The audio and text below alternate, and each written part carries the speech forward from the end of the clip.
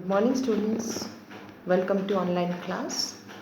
Hope you are keeping well by the grace of God. So guys, today once again I am with you and I am going to teach you English literature from your reader book, and that is chapter number 4, and the name of the story is Mrs. Flowers. So in my previous class I read before you up to page 37, half of the page, and that portion ended with that both Margaret and Mrs. Flowers, they reached at the doorstep of Mrs. Flowers, and she opened the door, and Margaret, she inhaled the aroma of vanilla, that scent, that vanilla scent she inhaled, which was coming from inside, and the lemonade, it is kept in the ice box, Mrs. Flowers, she told. So guys, today I am going to start from here, so please pay attention. It followed that Mrs. Flowers would have ice on an ordinary day when most families in our town bought ice late on Saturdays only a few times during the summer to used in the wooden ice cream freezers. She took the bags from me and disappeared through the kitchen door.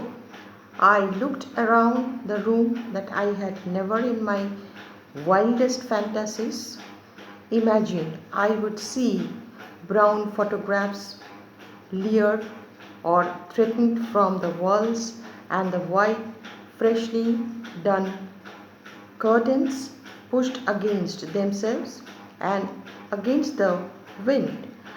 I wanted to gobble up the room entire and take it to Bailey, who would help me analyze and enjoy it. Have a seat, Margaret. Over there by the table, she carried a platter covered with a tea towel, although she warned that she hadn't tried her hand at baking sweets for some time. I was certain that, like everything else about her, the cookies would be perfect. They were flat, round wafers, slightly browned on the edges and buttered yellow in the center.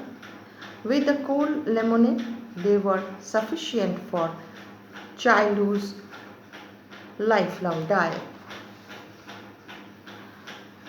Remembering my manners, I took nice little ladylike bites off the edges. She said she had made them expressly for me, and that she had few in the kitchen that I could take home to my brothers.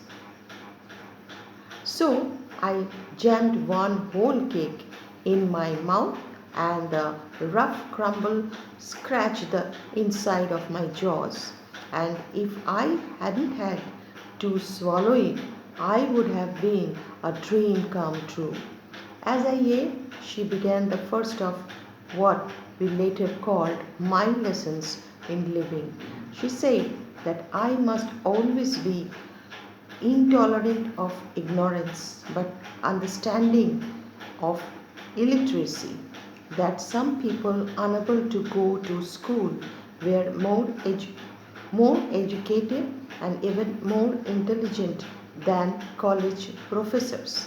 She encouraged me to listen carefully to what country people called mother wit, that in those homely saying was couched the collective wisdom of generations. When I finished the cookies, she brushed off the table and brought a thick small book from the bookcase. I had read A Tale of Two Cities and found it up to my standards as a romantic novel. She opened the first page, and I heard poetry for the first time in my life. It was the best of times, it was the worst of times. Her voice slid in and curved down through and over the words. She was nearly singing. I wanted to look at the pages. Were they the same that I had read? Or were there notes, music lined on the pages as in a hymn book? Her sounds began cascading gently. I knew from listening to 1,000 preachers that she was nearing the end of her reading, and I hadn't really heard to understand a single word. How do you like that? It occurred to me that she expected a response. The sweet vanilla flavor was still on my tongue, and her reading was a wonder in my ears. I had to speak. I said, "Yes, ma'am."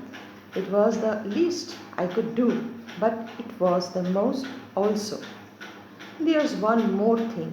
Take this book of poems and one memorize one for me. Next time you pay me a visit, I want you to recite.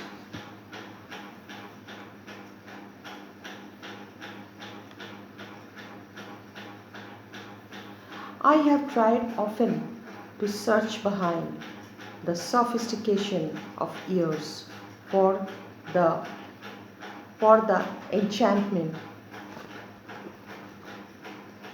I so easily found in those gifts.